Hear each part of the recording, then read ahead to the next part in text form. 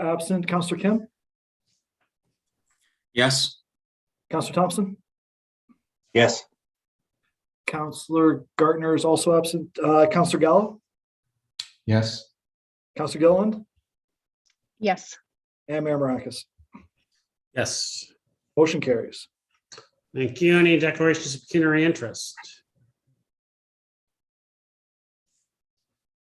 Seeing none. Well, welcome to Aurora's public planning meeting. The purpose of this public meeting is to inform the public and obtain public input regarding the proposed zoning bylaw amendment application. For a planning application that will be considered by council tonight, the following process will occur. 1, town planning staff will outline the purpose of the planning application being considered. 2, then the applicant will be given an opportunity to make a presentation and address issues raised in the staff report or public concerns already filed. 3, following these presentations, members of the public will be invited to offer their comments or concerns respecting the item virtually. 4, either town staff or the applicant will answer your questions. I'll keep track of the questions, and when I have several, I will direct them to whoever can best answer them. It is very important that the town receive the correct names and addresses of individuals having an interest in the planning applications. Therefore, if you plan to speak to council at this meeting, or if you wish to be notified of any further council or committee meetings concerning the applications being considered, you must complete a planning interested party and speaker request form available on the town's website at aurora.ca/planning notices, or contact Planning and Development Services by email at planning@aurora.ca. Under the Planning Act, the applicant or residents have the right to appeal any decision of council on a planning application to the Ontario Land Tribunal. But you must verbally express any comments or concerns here tonight, or submit any comments or concerns in writing to the town prior to council adopting an amendment. The tribunal may dismiss all or part of an appeal made in respect of an application. This public meeting is being audio and video recorded. Names, addresses, comments, and any other personal information are being recorded according to the Municipal Act and the Municipal Freedom of Information and Protection of Privacy Act. This will help our town clerk prepare accurate minutes and to create a record that is available to the general public, including the town's website. Questions about this collection should be directed to the town clerk, Town of Aurora. I will now ask the town clerk to confirm that notification to the public occurred as required by the Planning Act. Mr. Clerk. Thank you, Mr. Mayor.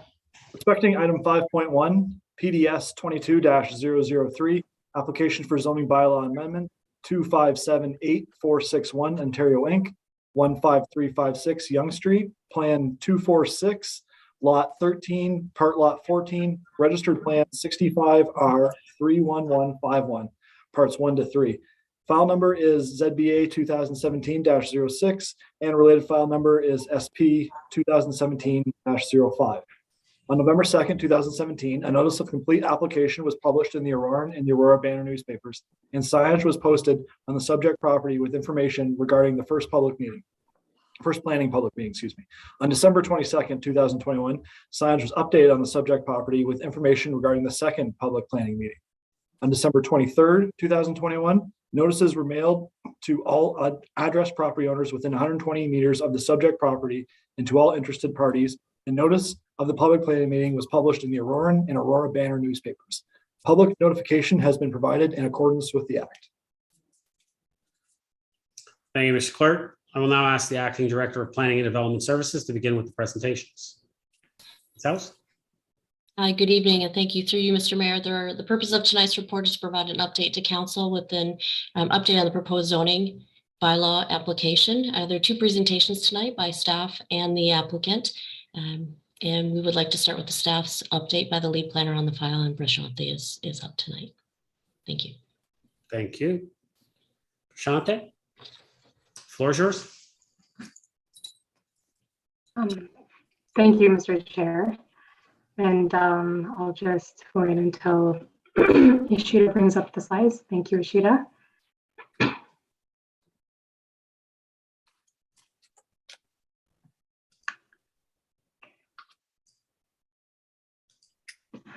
Good evening, Mr. Mayor, members of council, members of public, and the applicant to the application. My name is Prashanthi Manoharan, and I'm a planner with the Town of Aurora Planning and Development Services Department. The subject application was before council and the public for a statutory planning meeting on November 22nd of 2017. Council referred the applicant to work with staff and residents and to bring back the matter before a future public planning meeting. We are here this evening to present a revised proposed zoning bylaw amendment application at 15356 Yonge Street, submitted by the owner and the applicants, the planning partnership, to collect public input to inform the town's review at this stage of the development process. Next slide, please.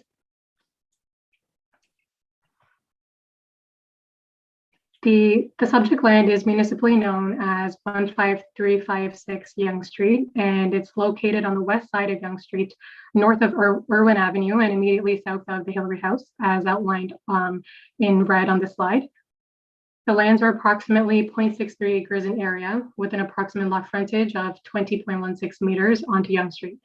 The property currently contains a 2.5-story solid brick house known as the Knowles Redmond House, which is constructed in an Edwardian classicism architectural style. At this time, the house is currently vacant.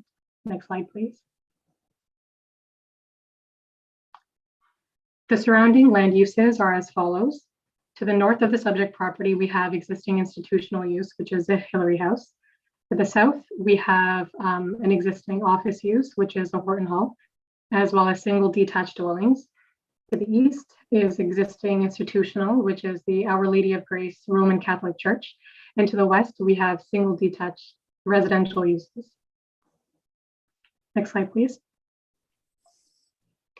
As shown on this slide, the subject lands are designated the Aurora Promenade, and more specifically, it's designated as Downtown Shoulder and Promenade General by the Town of Aurora's official plan. Residential uses, including apartment buildings, are permitted within the Downtown Shoulder and Promenade General designations. The intent of the Downtown Shoulder designation is to protect and reinforce the area's heritage, residential character, and identity. There is potential for infill development, so long as it's sensitive to heritage resources as well as the adjacent neighborhood. The intent of the Promenade General is to promote transformation into vibrant and pedestrian-oriented mixed-use areas. Further, the official plan also identifies a subject property as designated under Part 5 of the Ontario Heritage Act. Next slide, please. The subject land is currently zoned Promenade Downtown Shoulder Special Mixed Density PDS4 380 Exception Zone, Environmental Protection, EP, as well as Environmental Protection Exception EP 381 zone by zoning bylaw 6017 as amended. The PDS4 380 exception zone permits a site-specific development of 5 townhouse dwelling units, as well as a retention of the existing Knowles Redmond House. The EP 381 exception zone permits private open space, decks, and fences that are related to the townhouse development. The existing site-specific zoning bylaw was approved by council in 2009. However, the site plan application for the proposal was never executed by the owner. And so to permit the proposal, we are meeting tonight. A zoning bylaw amendment is required. Next slide, please. The subject property is designated under Part 5 of the Ontario Heritage Act as part of the Northeast Old Aurora Heritage Conservation District. And as per section 9.5.3.5 of the district plan, the subject lands is considered a high value heritage property, whereby existing buildings will be conserved and any new constructions of the lands will be at the rear of the lot, and any new construction will be architecturally sympathetic to the principal building, which is the Knowles Redmond House, which is proposed to remain and be restored. Further, the subject land is located directly south of the Hillary House, which is a National Historic Site. The proposed development will consider the view sheds and heritage context in relation to the Hillary House. Next slide, please. The applicant is proposing to develop the subject lands with a 4-story apartment building with 35 units, as well as a retention of the existing detached dwelling in the subject lands, which is counted as an additional 1 unit for a total of 36 units, along with 2 levels of underground parking. For access onto the lands, the proposal proposes a single access point off of Yonge Street. The access point is proposed to be shared between the subject lands and the Hillary House property to the north. Mutual easements on the Hillary House lands do require consent from the Hillary House property, as well as approval from the Ontario Heritage Trust. A total of 41 parking spaces are proposed to service the development, with 36 spaces for residents, 2 visitor parking spaces, and 3 barrier-free parking spaces.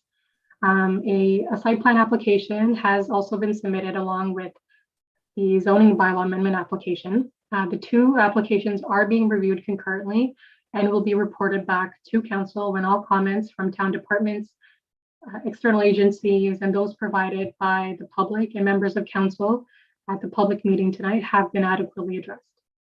Next slide, please. So as I've mentioned, the applicant is proposing site-specific amendments to the Promenade Downtown Shoulder Special Mixed Density PDS4 380 exception zone to permit a 4-story apartment building with 35 units, along with the retention of the Redmond House for a total of 36 units. The applicants propose to utilize a portion of the EP lands for the development while maintaining the remaining westerly portion of the EP lands. Exceptions to the site-specific zone will introduce customized standards for side yard setbacks, lot coverage, height, maneuvering space, and natural hazard overlay zone. Next slide, please. On this slide, we have perspective street view renderings of the proposed development from Yonge Street. Next slide, please. So this is the second public planning meeting for this application. Staff do note that significant changes to the proposed development's massing have been successfully made following an iterative and cooperative process to consider feedback from staff, council, the Aurora Design Review Panel, the Ontario Heritage Trust, as well as the Aurora Historical Society and local residents. The revisions to the original plan include reduction in the height from 5 stories to 4 stories, the elimination of rooftop and amenities, which further reduces massing, shadowing, and visual impacts. There has been a 22% reduction in GFA, design improvements, including refinements to exterior massing and materials that make the proposed development more sympathetic to the surrounding neighborhood, including but not limited to additional wood style paneling, warmer materials and color palette, a reduction in glazing, and greater vertical and horizontal articulation on the north facade of the building, as well as enhanced landscaping has been provided through the addition of large trees in the front, north, and side yards. Next slide, please. The proposed applications were circulated to all internal and external agencies for review and comment, with the second submission review currently underway. Some comments may have been addressed, but have not been confirmed through responses from associated town departments and external agencies. Staff are currently evaluating the appropriateness of the zoning bylaw amendments as it relates to compatibility with the surrounding community.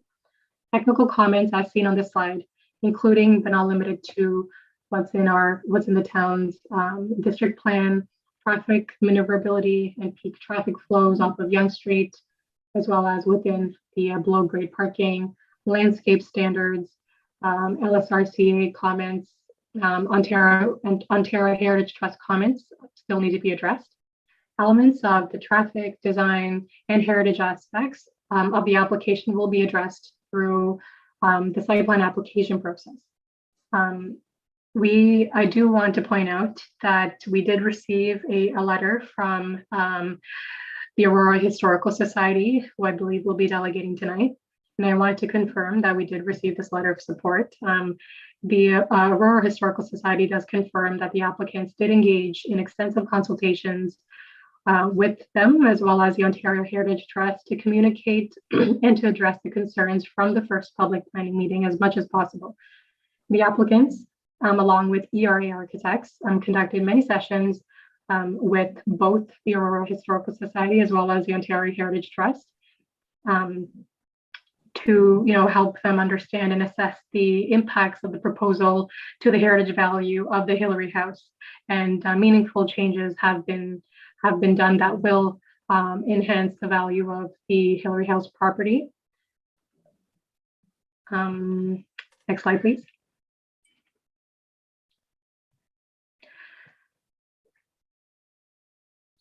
So as for the next steps, staff will take comments received from tonight's discussion and will provide council with a recommendation report at a future general committee meeting. And I would like to thank you all for your time. And that concludes my presentation. Thank you, Brashant. Ms. House? Thank you. Through you, Mr. Mayor, we also have the applicants represented by Bruce Hall and Wayne Morgan, who I believe are also here online. We'll turn it over to them. Thank you. Mr. Hall. Good evening, Mr. Mayor. Thank you. I'm just going to share my presentation.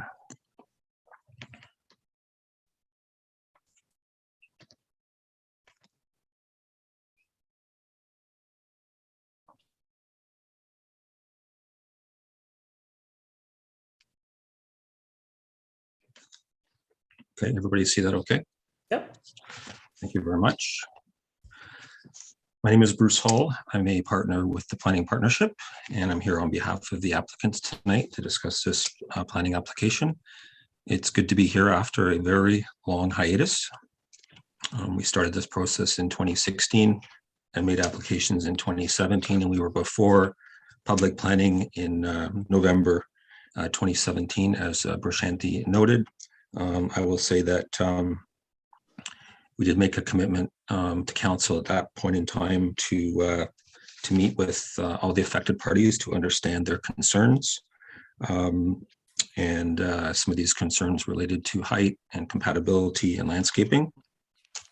We met, as Brashanti indicated, a number of times, specifically with the Aurora Historical Society and the Ontario Heritage Trust about half a dozen times. And we did have a series, 3 kind of intensive workshops to go through and to understand the implications of the development on the heritage value of Hillary House and how to enhance that. We also met with some of the adjacent landowners on site to look at very specific site conditions, primarily around landscaping and the relationship of built form, and made some further changes and refinements to the development on the basis of that. I'm not going to spend a lot of time here. Brashanti went through the context. I guess it's just noted it's a relatively deep lot. It's within the Heritage Conservation District and the Promenade, and it has a heritage context on both sides as well as on its site. It is a highly walkable area, very close to amenities and services and active transportation. As Brashanti noted, from a policy perspective, the site is part of the Aurora Promenade, and this area and designation is intended to accommodate much of the town's intensification. It encourages infilling while ensuring that the heritage character of the area and the downtown is protected. In terms of built form, the promenade is intended to accommodate mainly mid-rise new development in the form of infill between 2 and 5 stories. Although noted, we have reduced the height on this site to 4 stories. In terms of the Aurora Promenade design guidelines, they were part of the promenade planning process. In addition to the policies within the official plan, the urban design guidelines require infill to be sensitive and to reinforce the heritage character of the area, encourage the retention and restoration of designated structures, and ensure that new development is subordinate to the existing resources and provide for suitable transitions. I'm going to turn it over to Wayne just to talk a little bit about heritage for a few minutes. Thank you, Bruce. I'm Wayne Morgan. I'm the heritage planner that's been associated with this project since 2016. And as mentioned, it's part of the Heritage Conservation District. There you see it in red. We looked in detail at the guidelines and used those guidelines in designing the development and retaining the heritage structure. So there you see some of the policies on the right-hand side from the Heritage Conservation District Plan. And we are working towards achieving all of those policies. And I'd like to note at the bottom that there is also a policy in there that says that alternative types of development may be permitted on the property provided that it incorporates the heritage building, which we are doing. Next slide, please. And there you see the context, Hillary House to the north, our property in the middle, and Horton Place on the south. Next slide, please. And there you see the three properties with the Knowles Redmond House in the middle, and the two adjacent heritage properties on either side. And as has been mentioned, we worked with the Historical Society on resolving and looking at their future needs for their properties so that we could accommodate any concerns that they had. The next slide, Aurora and Rush Hour. This was a historic slide that I found showing the landscape and the streetscape, the association with Horton Place on the left and our property on the right. And there you see several decades ago, the front yard condition. Next slide, please. So what we are doing is we are keeping the Knowles Redmond House. We are integrating it into the development and conserving it. It will be retained and restored and used as a single detached residence. And restoration will include some interior work. The front yard was identified as being an important heritage value, and we are conserving that front yard condition. The rear yard was not identified as having a significant landscape feature from a heritage standpoint, so that will accommodate the new development. And through the approval process, as part of this development, the owner will prepare a protection plan to ensure that the building, the Knowles Redmond House and its front yard are protected during the construction of the development. They'll also prepare and implement a conservation plan, which will show in detail how the heritage building, the Knowles Redmond House, will be conserved and converted to a single detached dwelling use, and that conservation plan will be approved by the town. The owner has agreed to enter into a heritage easement agreement, which will provide permanent protection for the front yard condition and the heritage building. And this is the highest form of heritage protection that you can get. And as mentioned, we'll conserve the front yard, and we'll post a plaque on the front of the property talking about the history of the property and the significance of it. Back to you, Bruce. Thank you, Wayne. So this is sort of a colored version of the site plan that Brashanti showed, and it gives you a better sense of the landscape, just in terms of some key matters. As Wayne said, the Knowles Redmond House is to be preserved in its 360-degree integrity. It will be kept separate from the new building, and the new building will sit behind and be subordinate to it in terms of the street view. There's no underground portion of the development below the heritage structure, so that will maintain its physical integrity. There's a combined driveway, which has always been a principle, including the previous development for townhouse development, which will consolidate the two driveways and provide a wider throat for easier ingress and egress, as well as for Hillary House traffic that's exiting to exit in a safer manner and have a better kind of orientation for exiting as opposed to the current kind of 90-degree condition. The driveway and underground ramp was moved to the south side to preserve more trees along this side. And there's a landscaped area at the back, which serves not only for open space, but serves a stormwater quality control function. There are underground storage tanks within the garage as well to control quality in terms of stormwater runoff. I'm going to skip over this slide and come back if I have time. In terms of the original design that was submitted, you'll see that there's quite a bit of substantial amount of glazing. In addition to being a bit taller, you will note the much larger and longer expanse of uninterrupted kind of treatment, which was resolved. Little distinction or differentiation from top to bottom and side to side, as well as there was a larger expanse of the parking garage, which was exposed below grade. As Prashanthi noted, there were a number of changes. She's covered them off. There's a height reduction, a reduction in GFA, a slight reduction in the unit count, although the heritage preservation approach and the compatibility issues remain the same, although certain refinements were made. Comparing the two the previous development application proposal, the outline in red shows you the height has been brought down. This proposal provides a bit more of a setback from the street. It's closer in scale to the scale of the Redmond house. It steps down more significantly or considerably at the rear. The glazing is less extensive. The north side yard has a bit more of a residential feel, we feel, in terms of this breaking up and providing almost like a townhouse sort of feel of scale to it at grade, with entrances and access at grade as well as from the interior of the building. And again, this treatment has been added below grade to soften the exposure of the parking garage, which is a condition of the existing grading. The view from the west, again, you see the red line showing the previous outline. The bringing down in the overall height, more significant in stepping down of the building to the south at almost a 45-degree plane.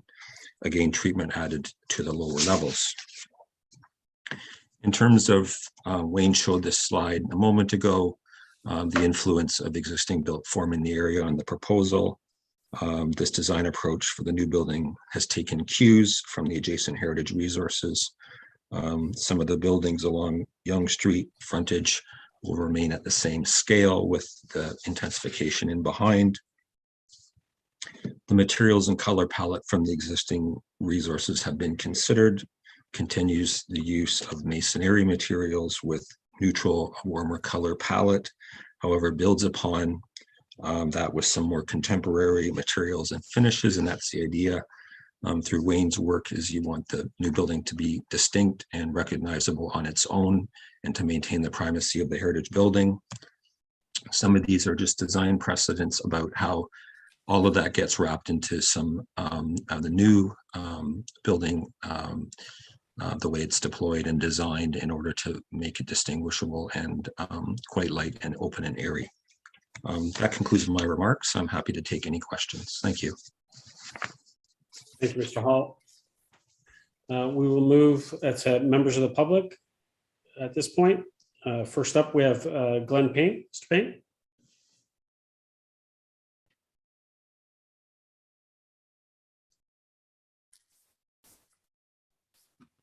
All right. Hey, Glenn, I'll just remind you have 5 minutes. If you can just state your name and the floor is yours. My name is Glenn Payne and I live at 63 Maychill Avenue. Thank you for having this meeting and allowing us in. First thing I want to say thank you to the development team, especially Bruce Hall, who has worked with closely with the neighbors to help reduce the overall scale of the project and how it will impact us. I still have a number of concerns with the scale of the development and the location. My first suggestion would be for the councillors to come and visit the site. And I mentioned this a long time ago at the first meeting years ago. And if they haven't, I would invite you all to come and really get a feel for how this development project is going to impact the neighbors, and there's 8 of them that this is going to directly affect.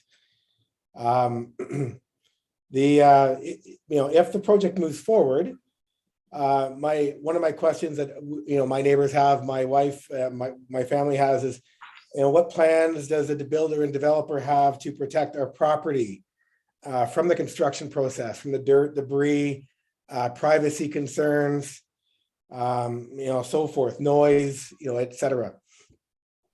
And this isn't like it's just a building in the middle of nowhere. It's in a neighborhood, and seeing that it's such a deep property, it's going to negatively affect a lot of us for a long period of time. So my next question is, how long is this project intended to last? Which really means, how long will this affect the enjoyment of our backyard? Our backyard is 50 feet deep, not as deep as the others on Irwin Avenue. And the building itself is also going to be then approximately 50 feet from our fence line. So roughly 100 to 101 feet from our home is going to be the face of the building. When it comes to landscaping, I know Bruce has come up with some ideas on some landscaping.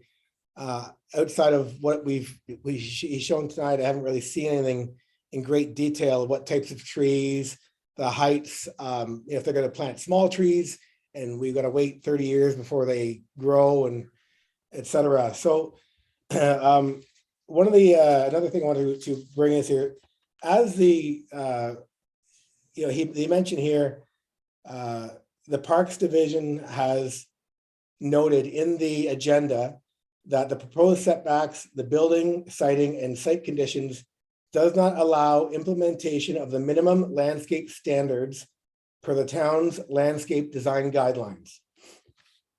So the next line says, significant off-site landscape is proposed in order to provide additional screening and increased privacy and noise attenuation for adjacent properties and residents. I feel that we need some clarity on this because there's no room on my property to put any additional landscaping, as my property is only 50 feet deep, and we use that full 50 feet as our yard. So we need some clarity on this, on how they're going to propose to how big of a tree, and what they're going to use to keep the noise and the privacy in check. Also, Bruce Hall just recently said spoke of a stormwater catch area to the west of the development, which is at the bottom of the hill, which is directly next to my rear yard. So as remember too, this area is only about 50 feet deep. So if this is some sort of a catch basin or a spot where water can settle, I don't know, but this could really negatively impact our yard and increase flooding, which, we're already in a low-lying area. We don't need any more of it. Let's see here. So I guess ultimately my question after all that is, why would the town allow a building to be built that doesn't meet the requirements for the minimum landscape standards that the town has set out? So this is something that needs to be considered too. We can't arbitrarily put buildings in and hope 2 or 3 trees is going to be enough to, after you cut down the 5 or 6 or 10 trees that they're going to be removing. Why can't we meet those standards? What do we have to do? What does the developer have to do to meet those standards? Does it have to be a little bit smaller, set further back from the property line? What can be done? So we need to see, and we want to be involved in these design choices. It's very important to us. Thank you, Glenn. And I think that's it for me right now. I was gonna say you're at time anyway, so it's Yeah. Okay. Thanks. Thank you, guys. Thank you. Next, we have Bonnie Chan Bonneau. Did I say that correctly? Bylaw. Oh, Bylaw. Okay. Sorry, Ryan, if I could just get you to state your name and you have 5 minutes and the floor is yours. Yeah, thank you, Mr. Mayor. My name is Bonnie Chambino. I live at 56 Machel, which is actually just directly across from Glenn's property. So my family and I, we have our short-term and we have our long-term concerns. The short-term concerns would definitely be similar to Glenn's, where it's the construction aspect of it. On the south corner of Irwin, southwest corner of Irwin, there's already, it was planned last year for construction, and they're proposing a new building there. While that was going on, there was a lot of construction trucks and workers parked all along Irwin, parked on Yonge during rush hour, which really takes away the view of me turning left going north onto Yonge, driving my young kids to school in the morning. So for however long that's going to be, I need to know where are the trucks going to be parked, where are the workers for the construction site parking their cars, because I mean, we all know that the construction isn't just going to be over a few months, it's going to be sporadic throughout maybe a year, 2 years. So those are sort of the concerns that I have short-term wise. And then as a long-term thing, if the project actually does go through, we'd like to know what's happening with the parking. We've been told that there's 36 residential units and there's 36, or is it 36 residential parking spaces as well. And this was also a concern brought up by the other project that's happening in the space that I had just mentioned. There's not enough parking spaces for the amount of people that will move in. And then there's only 2 visitor spots. So when the visitor spots run out, where are these people going to park? They're not going to be able to park on Yonge. They're going to park on Irwin. And undoubtedly it will come along and they'll park along Machel as well. And there's only a very limited amount of space on Machel. And during spring, summer, a bit into fall, people are always parking there anyways. We've already addressed this concern. We've recently put in a stop sign there and there's just not enough space. People are going to turn in there, make U-turns as they always do. While our young kids are playing, like majority of the houses that are on Machel north of Irwin have young children that play, around there in the front yard. They walk across the street to play with the neighbors. So those are sort of the long-term effects that we are concerned about. And we want to know, why is there only, 36 residential parking spaces for the residents, and then 2 visitor spots. And then I share all of the same concerns as Glenn as well, because my kids who are very young, both are under 7, play with Glenn's kids and they walk across the street, they play in his backyard. So exact same concerns as Glenn and the ones that I've just mentioned as well. So we would just like to be kept in the loop about how the project progresses. Yeah, so that's it. And thank you for taking the time to hear us. It is appreciated. You're welcome, Bonnie. Thank you. Next, we have Ben Portat. Ben, if I can just get you to state your name and you have 5 minutes. Yes, hello. My name is Ben Portat. I'm living at 52 Machel Avenue. Actually, our concern is going to be the same as the other neighbors. In this street, we all have like small kids, and we are really concerned about the traffic and parking spots. And basically, right now, our street became as a parking spot for Alex Gardner complex right now. All those neighbors are parking even in the winter time in this street, and especially on the summertime. I never seen my a front yard without any cars during the day and nights. And whenever we raised this issue with the bylaws, and the answer that I got, it was they are taxpayers as well. So, and my question is, what about us? So we are taxpayers, so I never can use my like a front yard to park my cars or my guest cars. So it's gonna be a same issue when we have another big project, like a big units, like a 36 units. And we all know that each family nowadays, it needs more than like 2 cars, and one parking spot is not enough for one, like one unit. And what's going to happen to the other cars? For sure, they're going to be all in the Mitchell Avenue and the Irvings. And another concern is that the traffic goes to the parking from Younger Street. Now, every morning that we really have an issue to like turn to the Younger Street from Irving because of all those traffics. So imagine if we have like another 36 units by the Younger Street.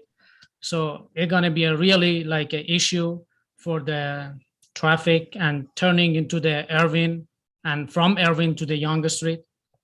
And another thing is that, as you know, Mayor, that there are lots of development projects around this area, and it's really like it's a concern for all of us in the neighborhood. That this is not the only one that we're gonna talk on the other meetings maybe.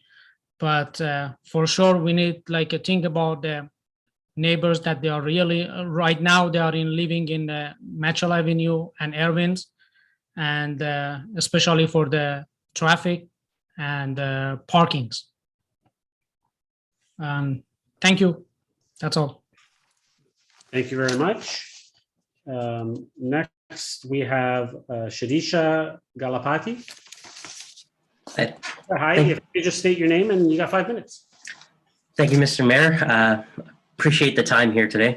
My name is Shadisha Galapati. I live on Mitchell, which as we know is one of the adjacent streets that to the subject property. And I would actually like to express my concerns and oppositions to the site as planned. The proposal suggests the rezoning of an environmentally protected piece of land being converted to downtown Promenade shoulder, which is concerning for myself and for all my neighbors as well.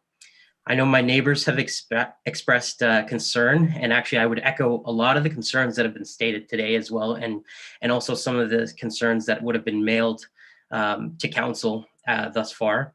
I know a couple of my neighbors who have expressed their concerns, and it reflected this in the agenda, but main concern here would be just about the capacity that's going to be increased on the sewage and the stormwater collection, and also the stormwater runoff that's coming down the hill. I know another neighbor whose basement flooded on Irwin as a result, pretty much directly as a result of the demolition of the site at Young and Irwin, and caused quite a bit of damage. And I fear that this is really what's going to happen to us. If this plan is going forward, when ground earth and absorbing vegetation is removed and replaced with concrete, now just seems like it's not the best time to be disregarding the environment and converting our protected land, land that is borrowed here really for profit properties, right? So especially with the way the climate change is going. Another concern that I have directly relates to the traffic impact that's going to be on Young and Irwin as a result of having multiple large buildings being erected in such close proximity to each other. I don't know if you know, but it's really, really, really difficult to get off of Irwin. If we try to take a left on Young, it's really difficult. I know my partner, she goes up to Newmarket, and I'm scared when she has to take that left turn. It's very dangerous right now, and it's just going to get worse. We already have major traffic concerns with regards to folks racing through Irwin and Mitchell to bypass the poor traffic condition at Young and Wellington. It causes a very unsafe environment for the kids that are in this neighborhood, the kids of a lot of my neighbors. There are young children that in this area, and they frequent the park, and they're playing outside and enjoying the environment that we have and the ecosystems that we have. Furthermore, having multiple major construction projects happening simultaneously will cause inefficient traffic situations, as well as an excess of noise and vibration, which will be detrimental to, personally, our 70-year-old house. And it feels like there's a complete disregard for neighboring residents with these types of developments, as we know that the couple that have come up, and Alex Gardner in particular, it's just going to cause a lot of vibration. We've got old houses. I would also like council and developers to consider the impact that these developments cause to residents and the ecosystems that we call home. The subject land was designated EP for a reason, and again, now is really not the time to change that. So my questions are as follows. Have the appropriate reviews been done to verify that our sewage and storage water systems could handle the excess capacity? Why is it that a developer can freely request to convert environmentally protected lands for a parking garage when residences must fight permit after permit and pay thousands of dollars to repair and rebuild or expand the footprint of our own properties? What are we going to do about this parking situation? Because it's becoming very difficult to deal with. I live on Machel, as you know, and sometimes my driveway is blocked by construction vehicles. Sometimes it's blocked by people coming to play tennis. And for the developer, I've got a question. You mentioned that you worked closely with residents to address their concerns. However, after speaking with a number of my neighbors, it seems that we have many other concerns that are not being addressed in the current proposal. So my question is, what was the nature of the work and when was it conducted and with how many residents? Thank you all for your time. Thank you. Next, we have Patricia Wallace. Patricia, welcome. If I could just state your name, you have 5 minutes. Good evening, Mr. Mayor, members of council. I am Patricia Wallace, president of the Aurora Historical Society, owners of Hillary House National Historic Site at 15372 Yonge Street, bordering the proponent's property to the north. And I speak to you tonight specifically with regard to how this development affects Hillary House alone. As trustees of this significant landmark, it is our mission to ensure its protection. Therefore, we had concerns when this proposal was first submitted in 2017. At the time, the applicant and their consultants expressed a commitment and willingness to work with AHS, the Ontario Heritage Trust, and other landowners to attempt to resolve outstanding concerns. The applicant and their team did follow through on their commitment, and over the course of the next several years engaged with the AHS and the OHT in a meaningful way through a series of meetings and communications to address our concerns as much as possible.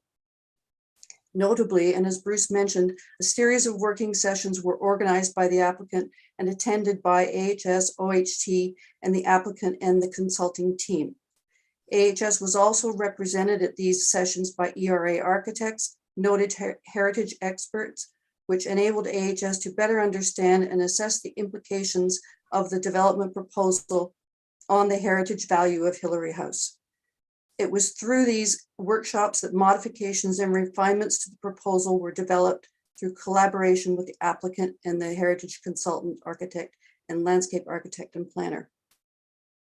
As a result of this extensive process, AHS feels that the applicant and their consultant team genuinely listened to the concerns of the AHS, spent considerable time and made real efforts to respond by making meaningful changes to the plans that, in the opinion of the AHS, as well as their our advisors, ERA, will enhance the heritage value of the Hillary House property, as Bruce has shown you the changes in the diagrams. Changes to the design, architecture, and landscape, such as additional on and off-site landscaping in order to provide buffers for compatible development. In order to implement these various measures, which will enhance the heritage value of Hillary House, the applicant has prepared and executed a binding legal agreement with AHS. The AHS, in consultation with the OHT and independent legal counsel, are confident that the legal agreement will protect the interests of the AHS. AHS and the OHT will continue to work with the applicant, their consulting team, and the town throughout the site plan process to further protect their interest.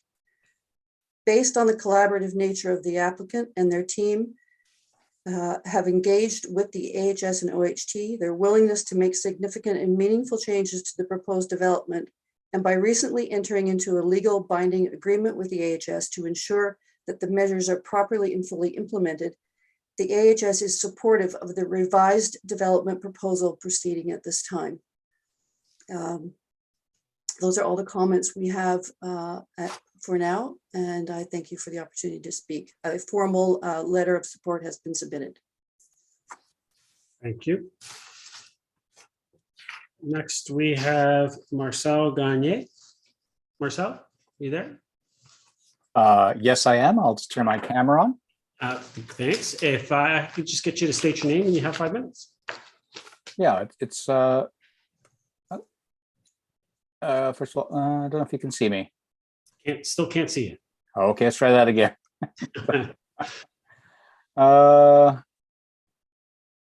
Just give me a second. Oh, there we are. There we go. Welcome. Hey, well, thank you very much, Mr. Mayor, councillors, and the proponent. Yeah, I was going to say, we're one of the newer houses on the block. We were just tucked in behind Horton Place, so at 8 Irwin Avenue, and again, building was built in 1946. A couple concerns that I have is one is, and again, we did talk about screening for the facility, not screening, but screening as far as new trees going up and so on. We're directly south of the building that the applicant is talking about, and I'd like to get a better understanding of what that is. And again, concern is how long would it take for those trees actually to grow up? Because currently, right now, we're facing north, and what we see is a tree line. We certainly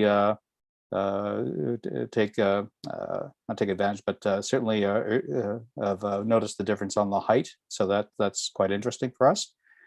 The second thing is a question of around sound abatement. Obviously, sound abatement and construction, this is a residential area. We are just wondering what considerations are going to be taken in for that. Because again, we are talking about a residential area. I know currently that construction, I think, starts at 7 o'clock in the morning. I believe in the province, you can go 6 days a week. We've kind of had a sample of that across the street because we also have another development directly across from us. So unfortunately, we could have 2 concurrent construction sites at the same time. I would like to share with you, and again, a lot of the residents were talking about what it looks like traffic on the street. This is in the fall. This is a single residential house being worked on the street and are being built on the street, and that's what like a Saturday morning looks like for one house being constructed. I can share this photograph with your team later on. But again, we can't understate what construction looks like on the street, because we've already been through that in the past, and my wife got very familiar with the bylaw officers when it came to multiple trucks lining up on Irwin and other streets to take away spoil from another property development in the area. Now, once again, there was also a comment upon the older homes in the area, and once again, we'd be interested to know what the construction techniques, whether there's pylons going, or whether that's being driven or vibrated in, or whatever those techniques are. Once again, with older homes, once again, they are could be impacted by that sort of construction technique. And I would suggest perhaps someone taking a look at pre and post inspections of homes, if the development was to carry forward, to ensure that if there was any damage, that was captured during the construction phase. And once again, we all are very aware with the water tables and conditions on the street. Having been a long-term resident on the street over the past 30 years, I've seen several floods down at the end of the street with high water marks, and with obviously climate change, historical norms of flooding are kind of out the window, whether it's 100-year floods or 20-year floods or 5-year floods. We're kind of into a different world. So I would also like to kind of reinforce that discussion, because I know that's a concern with some of the other residents. And finally, once again, I would love to get a bit more information on what the actual screening for the properties would look like. I know there was a concern from other residents on what that would look like and how long that would take to fill in. That's the points that I have. If you want me to share that photograph, just let me know. I can pass it on to your team. Thank you. Thank you, Marcel. Yeah, I mean, if you don't mind, if you want to send that by email either to the clerk, or you could just send it to all councilors as well, the email. I'm sure we would all appreciate getting a closer look at that picture as well. Yeah, and once again, we can't understate the amount of traffic on the street, because I know now with the new condominium to the south that residents on Machel are obviously very, very tight for parking, and where cars go, we have no idea. Okay. Well, thank you very much. Council, a few questions I'm going to go through. We'll go in order, and then Ms. House, if I miss any, if you want to capture any that I might miss along the way, but first we'll go with I guess construction mitigation plan. Or will there be a plan in place to protect the residents in the surrounding area in regards to dust, noise, etc. And then I'll also throw in, as was just mentioned, will there be a vibration study or a pre and post inspection? Ms. House, did you want to answer, or did Prashanti want to handle that one? Through you, Mr. Mayor, we'll have Prashanti start and the applicant and any further details on those. Prashanti? Thank you, Mr. Chair, and through you. A construction management plan is required, prior to site plan approval, and it is a condition. So the purpose of a construction management plan, it is required for all development applications, and it's reviewed extensively by our engineering division. So it's a plan that will outline, the proposed development works that will be, undertaken, how the construction will be managed, and how any impacts will be minimized. How the impacts to the local residents and local properties will be minimized during the works. So it is required as part of site plan approval. And that will be presented when the site plan comes to Correct. council. Okay, thank you. I guess this is for the applicant. How long is the? I mean, I guess I'm aware that you're not going to be able to give us an exact number, but how long is, just so everyone has a kind of a sense, how long is the construction timeline estimated to be for this project? Thank you, through you, Mr. Mayor. I would say it's probably going to be in the order of 12 to 16 months. One of the fortunate things about this site is that, given the existing grading conditions, it doesn't require as extensive kind of below grade work that a flat site would. I can also respond to some of the other questions around the construction management plan if you'd like. Sure, if you want to go on that, and then I got a few more because some of the next ones are for you as well. So go ahead about the construction. So Brashanti's, obviously correct about the construction management plan, and that was obviously a big concern with the Aurora Historical Society, given the proximity to Hillary House and it being a much older house and having sensitivities. So that's a requirement with our agreement with them. We're actually going to be setting up monitoring equipment, vibration monitoring equipment. That's essentially has an alarm that goes off if a certain level is exceeded. It shuts down construction until it's reconciled. In terms of the method of construction, it's going to be shoring, up more towards Yonge Street because of it going within the site at that area. It is done through drilling. It's not done through pounding or vibration. The construction management plan deals with specifically noise and vibration and odor and dust. There's a plan that's put in place. One of the other things that it requires, and I'm just not sure how it's enforced, in Aurora right now, but there has to be a designated plan for construction parking, designated parking sites for crews. One opportunity may even be something like with the church across the street. Churches are not used extensively as much during the day, during the week. That there's an arrangement that can be made with a church for some compensation for parking. Those are the kinds of approach that we generally look to take. And I'm not saying it's available, but those are the kinds of opportunities that exist to get the parking off the street. It's a very common occurrence through every municipality. It's just the amount of construction that's going on. Again, a precondition survey is going to be done for Hillary House, and we're happy to do it for all adjacent homes because it protects both parties. Thank you. And so I'll just add, was there a traffic study done yet?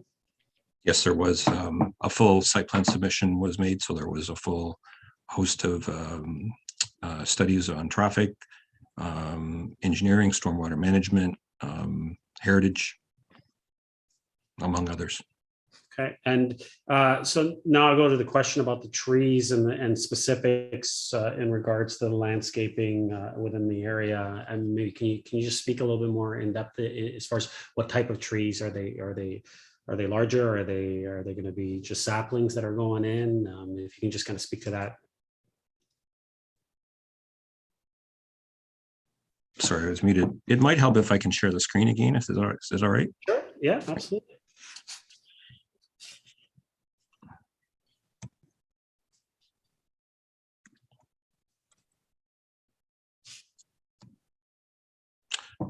Can everybody see that? Yep. Okay. So what we've tried to do in terms of the landscape plan is provide for a lot of perimeter planting, both on the site, and we had discussions with Mr. Payne about some additional landscaping on site, given that he's sort of the closest affected, as well as some additional on-site planting. And, you know, obviously it has to be in cooperation with neighbors if something is going to be offsite, but again, our client is prepared to do that because it provides, you know, between a fence and planting on-site and off-site, it provides the most effective buffer. These are, I'm not an arborist, these are noted as large deciduous canopy trees. We do have a fairly extensive landscape practice at our firm here, and an arborist on site, and he generally likes to try to support larger species because there is a long growth period of time to bring, you know, smaller species up to speed to make them the most effective. I don't have an exact caliber on those, but I can provide that information. It's within the landscape plan in all likelihood. In terms of the comment around the landscaping, I think that comment comes mostly into play about meeting the town's landscape standards because it requires a number of ways in dealing with that landscape strip, but one is a 1.5 meter landscape buffer with a fence that meets the city's standards, an opaque fence. And that's proposed around the majority of the site. It meets the standards all the way around here. It is a bit tighter in here where the garage is. And that was really a function of, we flipped the garage in order to maintain these sort of grouping of trees as much as possible, because in creating the driveway entrance, the combined entrance with Hillary House, there is some tree loss here. So we were trying to maintain as much of those existing trees in this area as possible with some new trees and then additional some off-site planting. Thank you. Shanti, I guess I'll go to you for parking. Why only 36 spots? Or I can ask Mr. Hall as well, but Shanti, I do believe it meets the promenade, but I'll let you. Yeah, thank you, and through you, Mr. Chair. The zoning bylaw only requires one parking space per unit, which includes visitor parking. So currently a total of 41 spaces are being proposed. And so 36 spaces are for the residents, two additional spaces for visitor parking, and then 3 barrier-free parking spaces, which totals 41. And currently the proposed parking does meet the zoning bylaw standards. Okay. And have we looked at or will there be a strain on the stormwater system with the extra 36 units? And have we looked Through you, Mr. Chair, the engineering review as it relates to the stormwater management report by the town's engineering division, as well as the Lake Simcoe Region Conservation Authority, are still underway. And so technical comments would have to be, addressed to the respective parties' satisfaction before staff can bring a recommendation report to a general committee meeting. Thank you. And then I'll go back to Mr. Hall. Mr. Hall, what was the nature of the conversation? I mean, in essence, the nature of the conversations with the residents, and how many residents did you meet with in the area? We had a meeting, and aside from the meetings that we had with the AHS and OHT, once we had gone through that process with them, we met with a number of the residents in January 2020 in Aurora, live at that time. And I believe Mr. Payne was there, Mr. Gagne. I'm just trying to look at the rest of the speakers. Yeah, I don't remember the name of the remainder of the people. I can put a list together. I think it was about half a dozen folks. Okay, so it was about, yeah, so it's about, okay, it's about half a dozen. What we tried to do was the people that were at the first public planning meeting that came up and spoke, we tried to get in touch with them with the help of Bruce Sprague, and put out an invite to that meeting on the 20th of January, I think it was. And we also met with Mr. Payne on his property subsequent to that. Thank you. Ms. House, did I miss any questions? Through you, Mr. Mayor, I believe you captured all of them. One that I didn't hear the answer was like screening during construction. And I think the tree piece and the screening was addressed, but the screening during construction. I believe Prashanthi had mentioned that would come through on the construction plan, and Bruce had mentioned that as well. Yeah, and I believe that would come, yeah, that would come through the management plan. Okay. Are there any members of the public that would like to speak again? I see Glenn has his hand up. Glenn, go ahead. If I could just get you to state your name and you have another 5 minutes.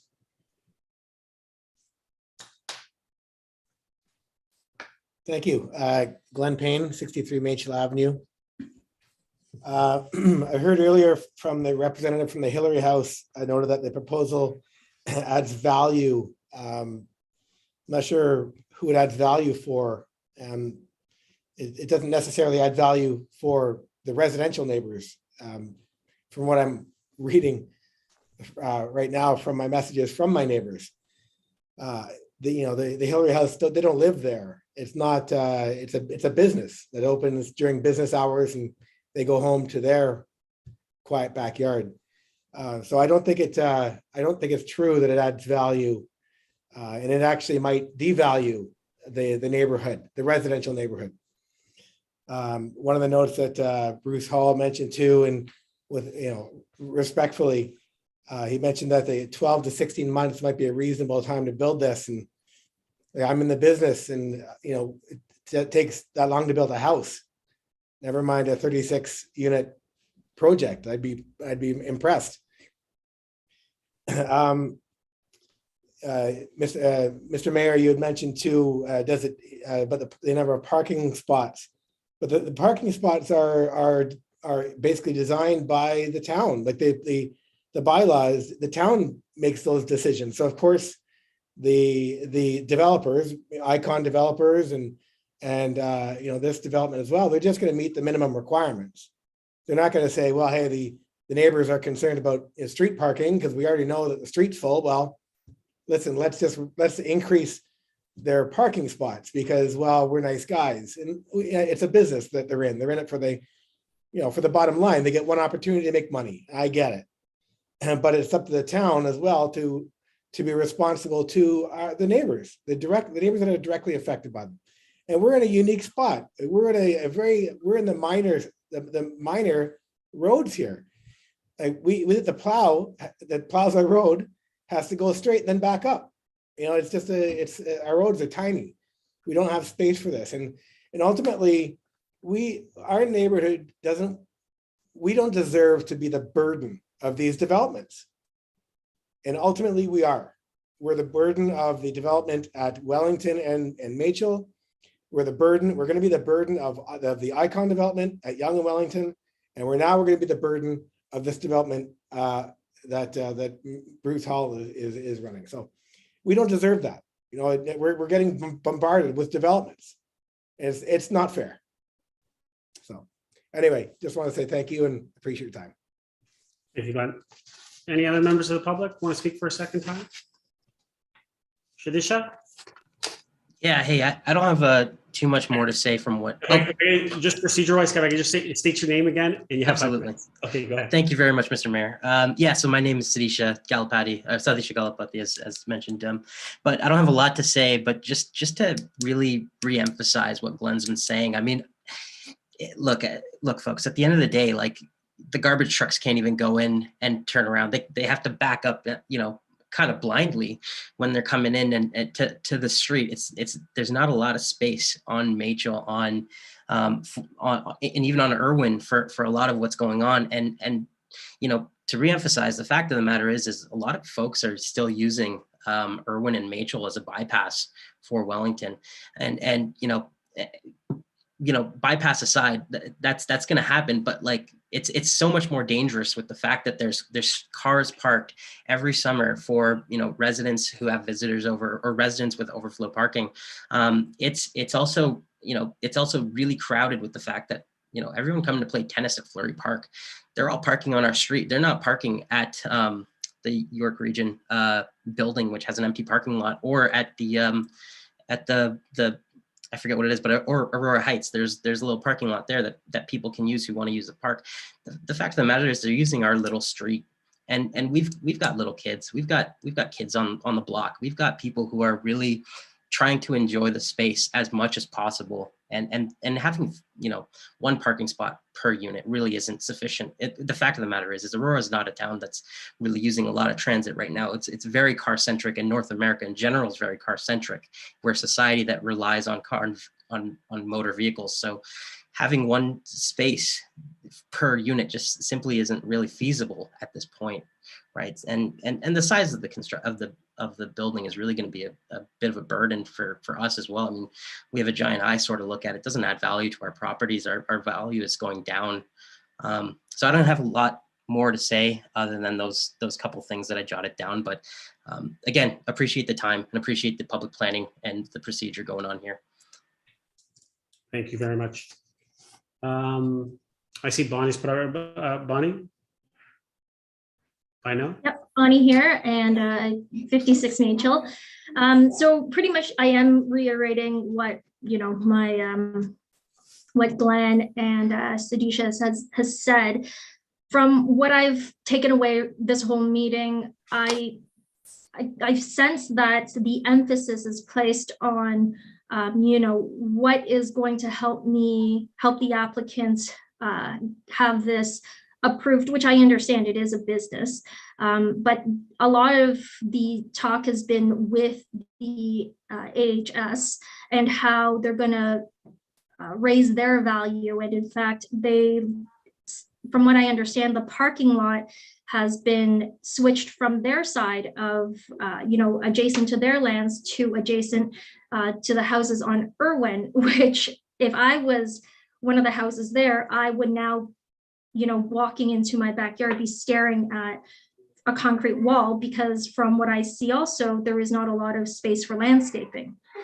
So if I was them, I would be concerned with what they're looking at. In addition to that, you know, the reason why my husband and I moved onto Irwin, or onto Machel, sorry, is because it was a quiet street.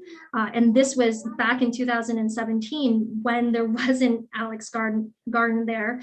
Now there's 3 additional buildings, and they're probably going to try to build at Yonge and Irwin, and now this building as well. So the concerns are very real for us, because we're trying to raise our families there with what we thought the values of Aurora would be, and that's why we moved here. So I think before this gets approved, we need to sort of see where our core values really lay. Is it more to the business side of things, making sure that we can make more money for the town, as well as these developers who after X amount of years will not be here anymore? Or is it the people that we have no choice but this street that we live on? So those are, the concerns that we have. And I just want to make sure if this does get approved, that our concerns are actually met sincerely. Like I would love an opportunity to meet with the applicant so we can understand what's actually happening instead of just being sort of seeing it as it gets built. Anyways, thank you for your time. Thank you, Bonnie. Have a good evening. You as well. Marcel, I see your hand up. If you could just state your name and you have 5 Oh, minutes. yeah, it's Marcel Gagne, and Mr. Mayor, thank you once again for the time, and councilors and proponent or the applicant.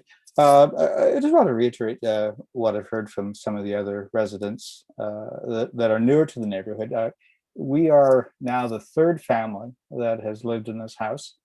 And I very much believe in stewardship in a community, and we've put a lot into our community, and we've raised three children here. We have one left, still at university, but visiting us more often these days with COVID. But at some point, we realize that this house will move on to another family, and again, I'd like to think that the residents in this neighborhood would have the same experience that we had, and the other residents that were in this house previously, to be able to raise their families and take advantage of living in Aurora and everything that comes with it. We also realize that development is required in the town, but we'd like to think that being good stewards, like we all are, we live in these houses and then we move on. And we'd like to think that that's taken into consideration in the planning of the town. And once again, our children aren't running up and down the streets now. They're getting older and having their own children now, and we'd like to think that future residents will have the same experience that we've had and previous residents in this house. So, Mr. Mayor and councillors, thank you very much for the considerations, and obviously same to the applicant. Thank you. Thank you, Marcel. Council, with no more questions from the public, I'm going to close the public portion of this meeting.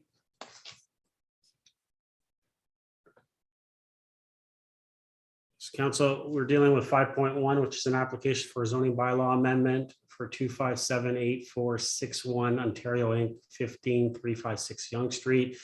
Recommendation is that report number PDS 22-003 be received, and 2, that comments presented at the public planning meeting be addressed by Planning and Development Services in a report at a future general committee meeting. Would someone like to move that recommendation? Councillor Thompson, anyone would like to second that? Councillor Gallo, thank you. Any comments or questions to the applicant or to the report? Councillor Humphreys, I see your hand up. Go ahead. Thank you, Mr. Mayor. So just a couple of things. I think we heard from the residents a little concern, maybe a little more communication. So I know that's been noted. So I'm hoping that the developer, along with staff, can host a couple of meetings with residents so each of their concerns could be heard and understood, and hopefully have an appropriate mitigation plan so that we, feel the residents feel as comfortable as possible moving forward. I know it's not going to make everybody perfectly happy, but hopefully there can be some sort of alignment in some of those concerns for sure, so that they feel comfortable. I actually had a best friend that used to live on Machel right beside the existing, I believe, 5-story apartment building there now. And yeah, there are some floods that go right up to the backyards in those houses on Machel Street. But that's the nature they understand. So looking for the developer to make sure that whatever they come up with to address those concerns, weather concerns, are addressed appropriately with the latest technology. So I'm sure that'll happen when we hear them come back. I just wanted to mention, I know I heard that there's no value in what's happening. I sit on the Heritage Committee, and there's quite a few of us on this council that love heritage. The Redmond House has been left to decay for too long, and I am so thrilled that this developer is going to be bringing it back to its glory and have it as a residential home. I'm really thankful for that, and I do believe all of us in this town, if you don't, I guess it's everyone's in the eye of the beholder, but to see the heritage come back like we saw in the State Farm building, which was the John McDonald's residence, I believe, McIntyre, sorry, John McIntyre's residence. And to the north of there with the Hillary House trying to be kept up to its, glory. I think it's important that we do look to our heritage and do our best. And I do believe when this becomes so vibrant in our downtown, our focus is the vitality of downtown, the growth. It's going to be busy, and that's without a doubt. And I feel for the residents, I know it's not going to be easy for you to go through this, but I believe you're going to live in the most amazing part of town, the most alive and vibrant part of town. I believe that. I'm seeing it happen before our eyes, and I can't wait for it more to happen. But really, Mr. Mayor, it was just a couple of comments for me, and that I'd like staff to engage with the developer, for the residents to have those meetings and have a good communication plan so that the residents understand what's happening as this moves forward. And if this development does move forward, that there's some good communication in place, some hotlines for them to call if there's concerns with parking, dust, dirt, whatever that you have to live with during those times of construction. So that will happen, but I just want to make sure the residents are assured of that and that they're heard by the developer and staff and ourselves. So thanks, that's all. Thank you. Councillor Gardner. Thank you, Mr. Mayor. Can you hear me? Yes. Thank you. The residents had some questions that I have as well. One was about the stormwater, the stormwater that flows west from the building to the residents below. How is that going to be handled? The other question I think was about, and we had it before, the water infrastructure capacity for the area.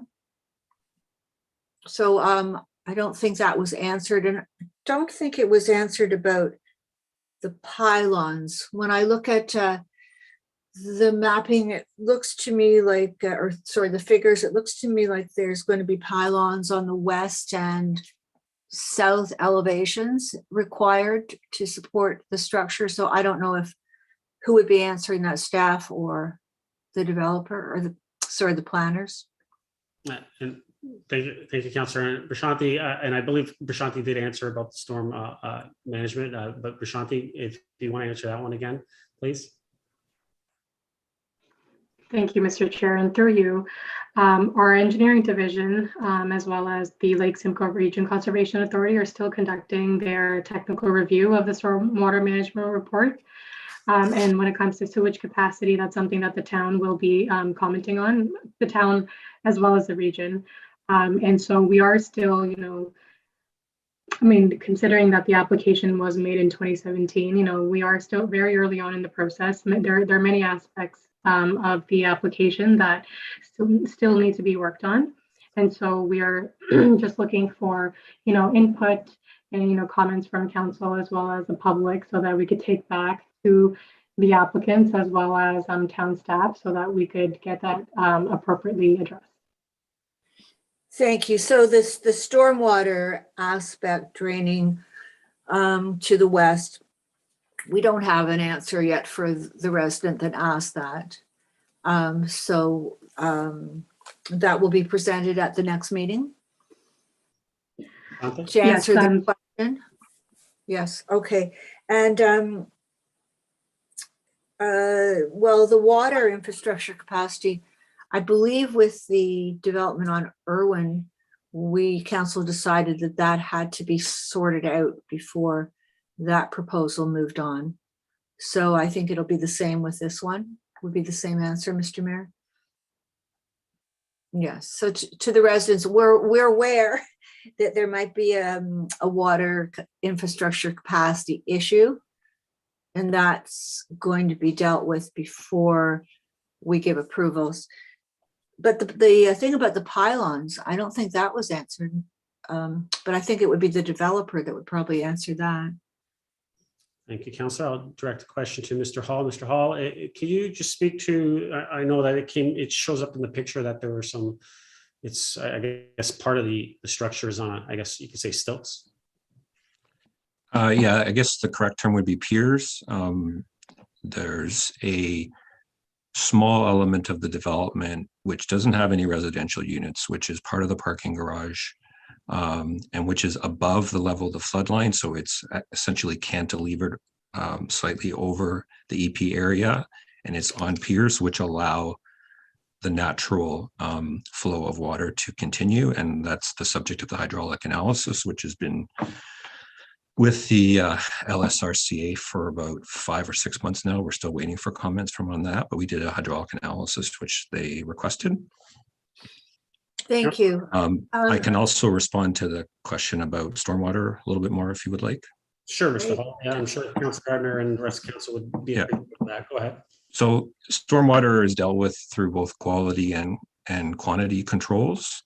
And because of the built form of the development, it actually allows, like, the principle for new development is that it cannot exceed the pre-existing flow. So pre and post have to maintain the same level. So when you have intensification, which is encouraged and permitted throughout the downtown and the promenade, you have to expect that there has to be ways to deal with it. And with a mid-rise development, there's a potential through the roof, through underground, and in this case, within the parking area, there's storage tanks, which essentially allow, in the case of an event, stormwater to be held and released at a slower rate than it might otherwise happen in a natural way.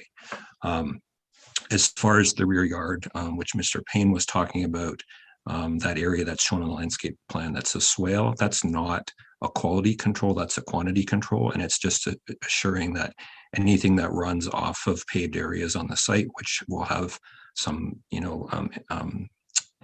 impurities and sediments and things like that in it, that is essentially acts as a filter. So things that return to the water table return in a better state than when they flowed off of these paved areas. Thank you, Saul. Councilor? There's no mention in the report about fire and only the one exit entrance.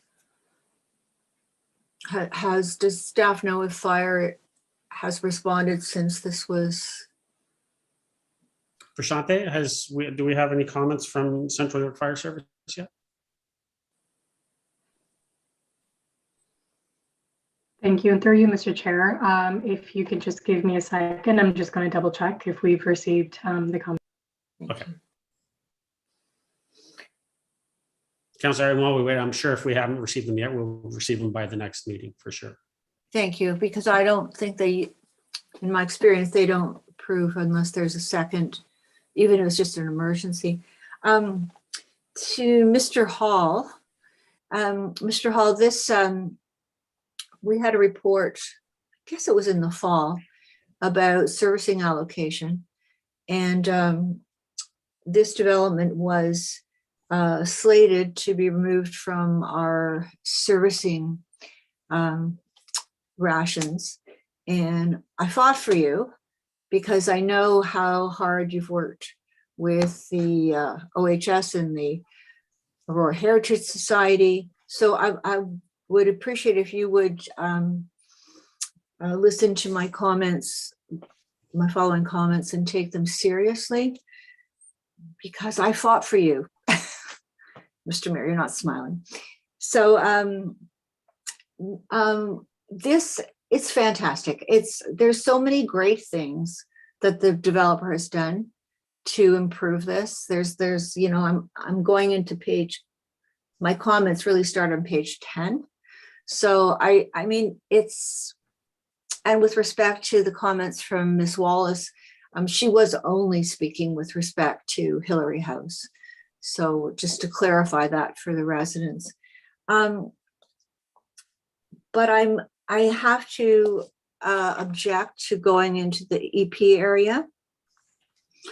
First of all, I think that it's still too large for the area that it's in. And we see that you have to, or you want to go into the two EP areas. And as the resident said, they're there for a reason. And for underground parking, to go into an EP area, to put in underground parking, to me, that's completely unacceptable. I mean, With respect to, I guess we just need to look at what this property is. We've got, first of all, it's in a floodplain. And in 2009, that was a big part of the conversation, but yes.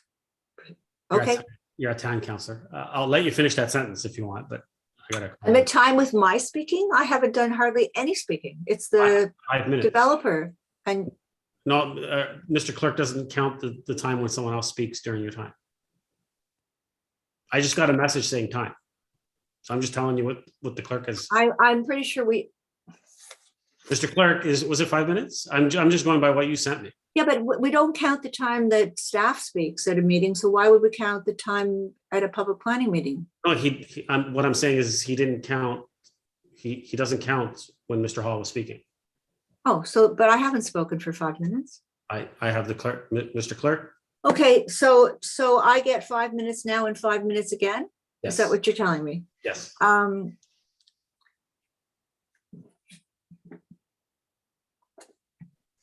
Okay. Councilor Thompson. Thank you. Councillor Gardner did just briefly touch on it with respect to the EP portion of the property. And so I had a few more questions along those lines. So through you to Ms. House or whoever she wants to direct to in terms of the staff, because it's not quite clear for me looking at the report. On page 15 in the Lake Simcoe Region Conservation Authority paragraph, it talks about the fact that we're still waiting for additional comments from LSRCA with regards to this second submission. But then going through the rest of the paragraph, it does talk about the fact that a portion of the property is identified as EP, but then it says it's a small off-site wooded area which does not meet the criteria to be considered significant, and the fact that Tannery Creek is approximately 100 meters from the proposed development. Standard mitigation measures have been recommended, and this has been accepted by LSRCA. So I guess my question through you is, perhaps staff can clarify me. Is Lake Simcoe okay with the use of this EP land in this proposal, or are we still waiting for comments from them? It's just not clear to me the way this report is written. Prashante? Thank you, Mr. Chair, and through you. The LSRCA is responsible for reviewing many documents. And so the three comments that they're responsible, or the three portions of comments that they're responsible for providing the town with is in regards to natural heritage, the submitted hydrogeological assessment, as well as the storm management report.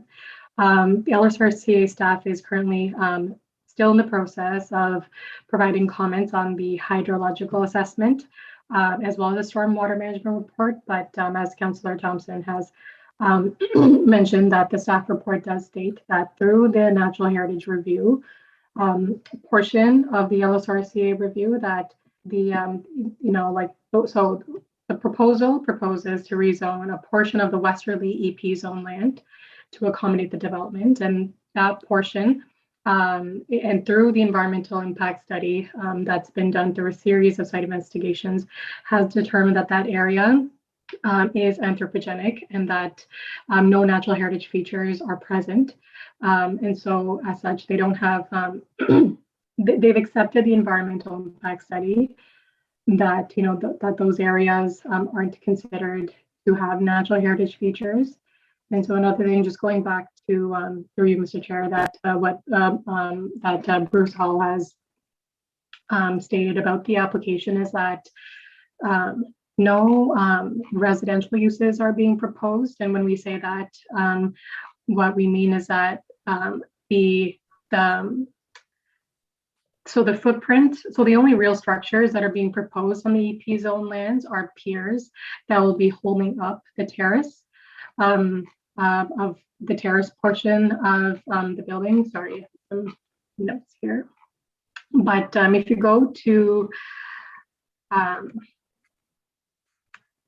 yeah, so sorry. So again, just going back, so to accommodate the proposed development, the applicants are proposing that that no structures are being proposed on the EP lands, but only piers that will, hold up the terrace portion. And so if you go to figure 7, which is the south elevation that provides, a better visualization of which areas are being proposed on top of the EP lands. Thank you. And Mr. Hall, did you want to expand upon that?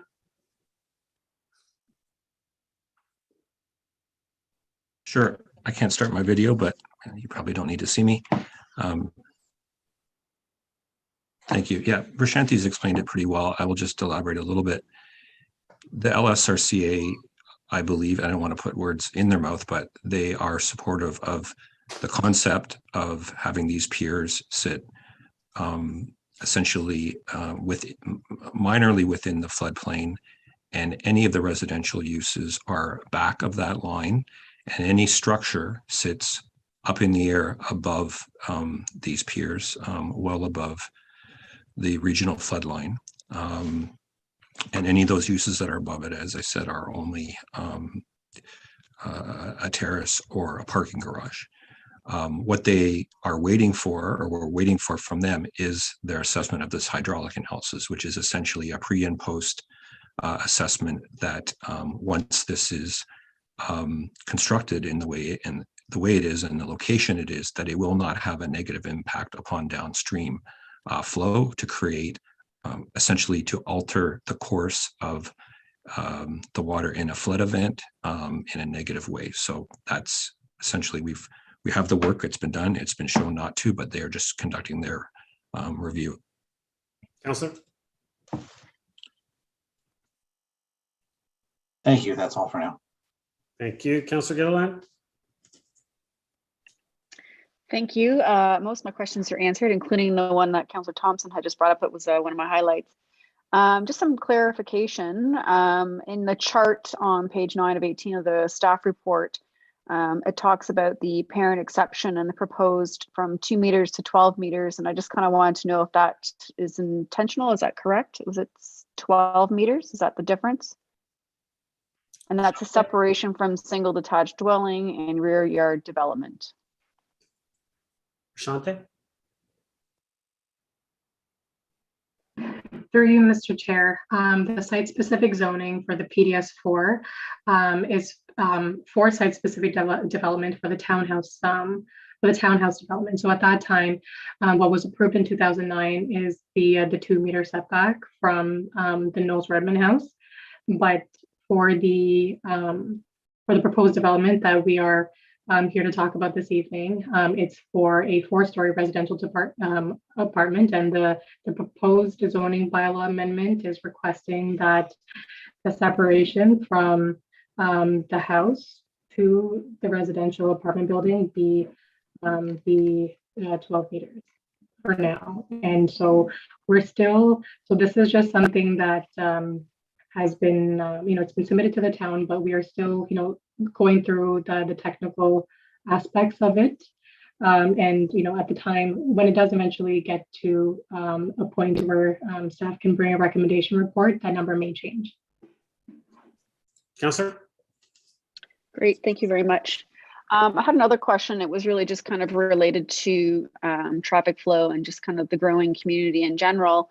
And, we've had this conversation before about, Machel and Irwin and a lot of development and where the traffic is going, talked about stop signs and lights and such. And previously we've had conversations and I'd asked staff, why can we not just extend Machel into yard into Aurora Heights? And I can't remember exactly what the reason was. I just know I wasn't really necessarily happy with that, but with that answer. But through you, Mr. Mayor, I don't know if it's Mr. Natarozny or whoever can answer as to, would that be a possibility to explore again, to allow Machel to extend and connect through that yard to Aurora Heights and alleviate some of that traffic and allow some traffic to kind of bypass and go to a light to safely make that left-hand turn going north? Prashante, did you want to take a stab at this? Or maybe Ms. House? I just wanted to say through you, Mr. Chair, I am not the best person to answer this question. So I think this is a little bit above and beyond the scope, but I mean, Ms. House, if you wanted to kind of maybe speak to the fact that how we could look at extending a road network. Thank you. And through you, Mr. Mayor, there's I've been looking at some of the areas. I know we've had inquiries about how to extend that piece. We can definitely take it back and have another look and see, in light of the development that is growing around that area, if is there some alleviation in the area that we can look at, for sure. Counselor? We'll get that. Perfect. Yeah, I would love, thank you. Yeah, I would love to see that happen if we can explore the option of extending that throughway. I think it'd be a lot safer for the community and perhaps, alleviate some of the parking and just to go through in general. Appreciate that. Thanks. Thank you. Any comments or questions for the first time before I go to Councillor Gardner for a second? Councillor Gallo, go ahead. Thank you, Mr. Mayor. Just a quick one, and I realize it's more part of the site plan, but the report does speak to removal of trees, and I was just hoping someone could touch on that and what the kind of tree management plan is going to be, how many trees are being removed, if we know that information. Sure. Let's see. I'll go with Mr. Hall because he probably has that information handy. Mr. Hall, can you speak to the councilor's question in regards to maybe how many trees are you guys looking at being removed as part of the proposal, and also the tree management plan? Definitely, through you, Mr. Mayor. There is a tree inventory and preservation plan and arborist report that was submitted as part of the landscape by our arborist group. There are a total of 23 trees of various sizes and conditions proposed to be removed. And there is a proposal for replacement of 27 trees of about 2 sort of different sizes or calipers. Again, I don't have the numbers, but 16 are large deciduous canopy trees, and 5 are multi-stem canopy trees on site, and then about another 6 or 8 on the adjacent property on Hillary House primarily. Plus, through the enhancement plan for Hillary House, there is an allowance for some additional off-site planting in kind of strategic locations to preserve the views of Hillary House. So it's exceeding what's being taken off. And that does not include a whole host of other kind of related plantings around these groupings of large shrubs and other kinds of vegetation and ground cover. Thank you. And I'll just ask, Councillor, I'll just ask on top of it, Prashante, can we get I mean, I'm sure you have it, but can we also get that sent around as far so we could take maybe councillors would want to take a harder look at that tree preservation plan? Is that Mr. Hall or as well? I guess he could answer that if you. It's been submitted, so it's yeah. So in the city. Town has it. Yeah. So the town has it. So Councillor, we'll make sure that we get a hold of that, so that way we can take a deeper dive into that as well by the next meeting. Councillor, go ahead. Thank you. And just a question on the proposed development kind of footplate, that south leg, that projecting piece that comes out, it's hard to tell from the drawings that we have what that is. And is it part of the development that goes all the way up, or is it a single story there? Through you, Mr. Mayor. Mr. Hall, maybe you can answer that one. Can you see that again? Yeah. Okay.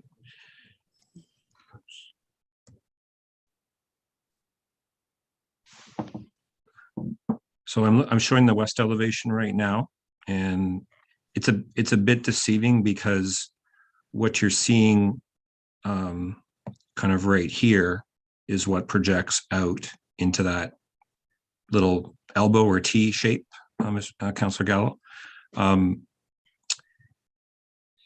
It is a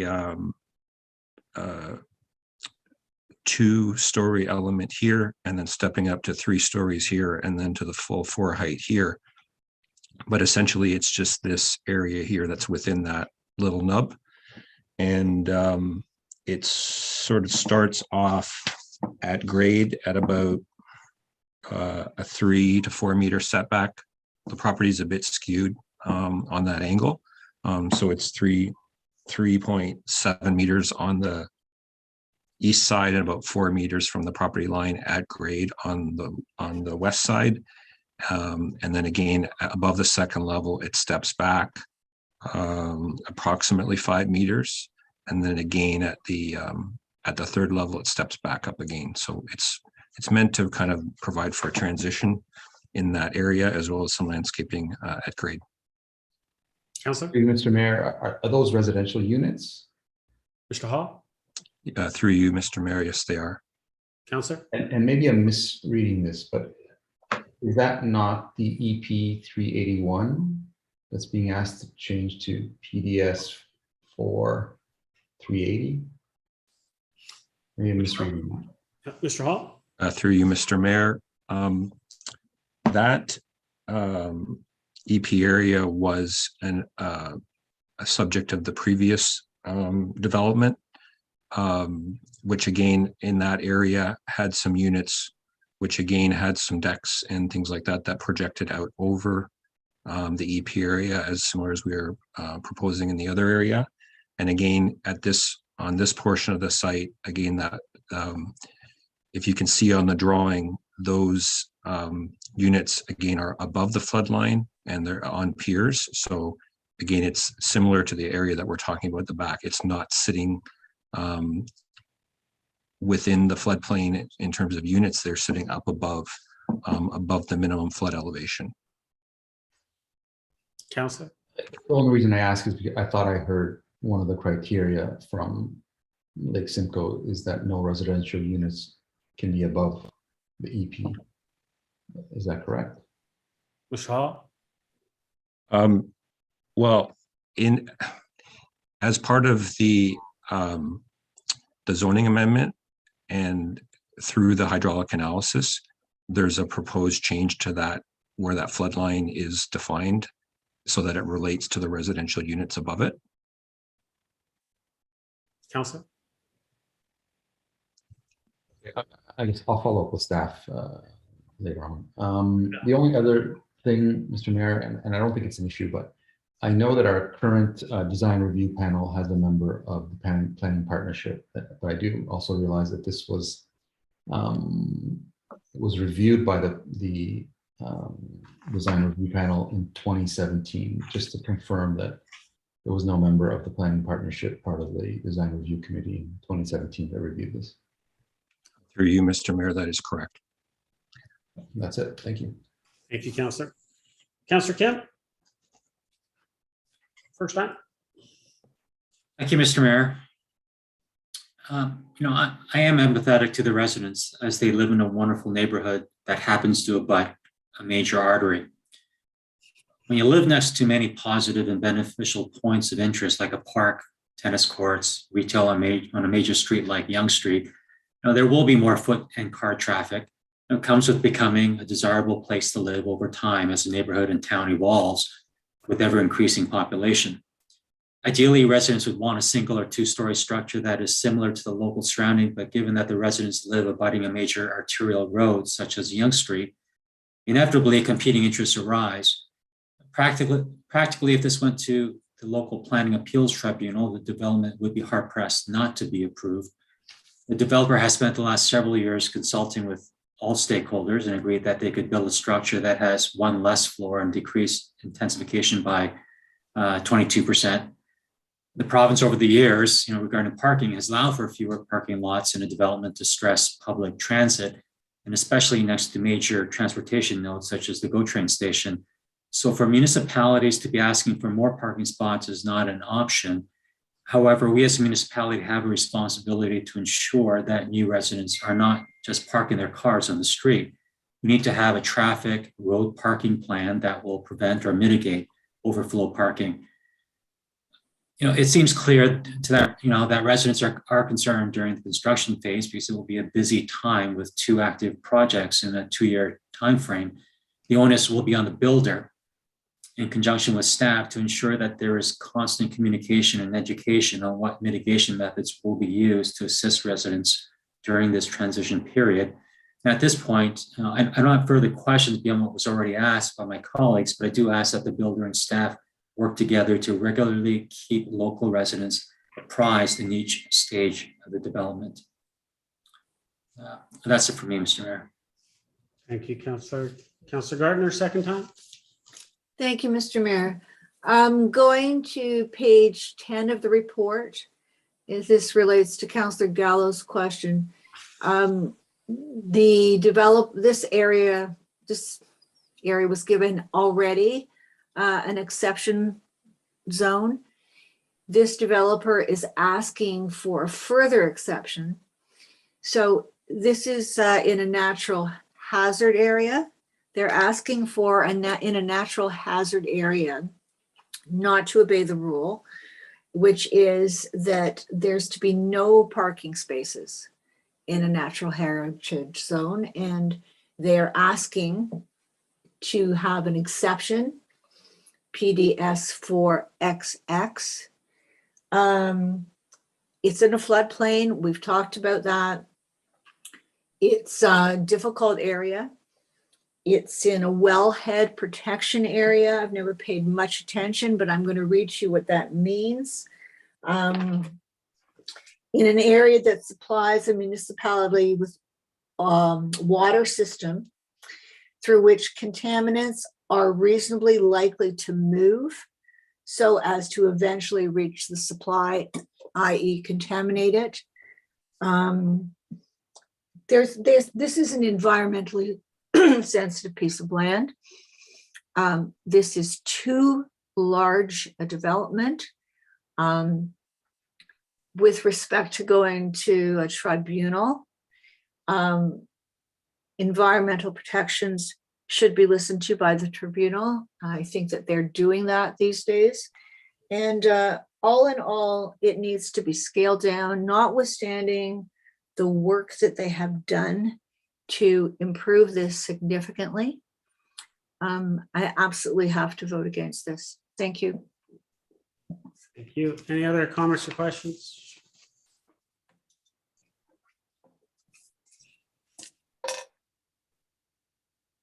Okay, before I call the vote, and I think it's, I think as was mentioned, is I think as we, continue to move forward through the process, I think it's important for, and I've stated this before, it's important for everyone to understand that whatever happens tonight, we're not approving anything. We're in essence moving through the process. Ultimately, though, I think that there's been a lot of progress on what's been presented to us. There's a lot of good things. I think that there's still some concerns from our residents, and I think that what we're asking for as a council, I think, and what I've heard is that we want the applicant to work with the residents, to continue to work with them, hear them out, and see if there are any minor adjustments that they can make. And then I think it's important that we hear what Lake Simcoe Region Conservation Authority has to say. They're the experts. So let's hear what they have to say as well. And I think once we get that report, and I think in the next meeting, we'll have a better understanding from those perspectives. We'll get those answers to those questions that many of us have asked this evening. And then we can look at how we proceed and move forward as a council. So with that, I will call the vote. Excuse me, Mr. Mayor, if I could just say something to the residents. You already spoke. I know this is outside of this application. I think we could all express. Mr. Mayor, point of order. We can all do that. If I have some words I'd like to say too. And I accept your point of order, Councillor. And okay, just wanted to thank the residents for being so respectful. Yes, and they were, and I think we all appreciate the residents for coming out this evening, and we're thankful for how respectful they've been and the amount of work that they've put in to come here and speak to us with the issues that are concerning them. So I'll call the vote. Mr. Clerk. Thank you, Mr. Mayor. Recorded vote for the motion on the floor. Councillor Thompson, how do you vote? Yes. Councillor Gallo? Yes. Councillor Kim? Yes. Councillor Gilliland? Yes. Councillor Gardner? No. Councillor Humphreys? Yes. And Mayor Maracus? Yes. Motion carries. Thank you, Mr. Clerk. And council, we go to confirming bylaw. Someone like to move that? Councillor Gilliland, seconded by Councillor Humphreys. Mr. Clerk, we're good with hands on this one? Yes, sir. Thank you. So call a vote. All those in favor? Opposed? That carries. And just before we adjourn, just members of the public that are watching, I will just say that you will be informed of any future meeting when that general committee meeting comes up. But just make sure that you get in contact with our clerk. And if there are any other residents in the area that want to be informed, make sure that they contact our clerk as well. So thank you for coming out again. Motion to adjourn. Councillor Kim, Councillor Gilliland, all those in favor? Opposed? That carries. We are adjourned. Have a great week, everyone. Stay safe.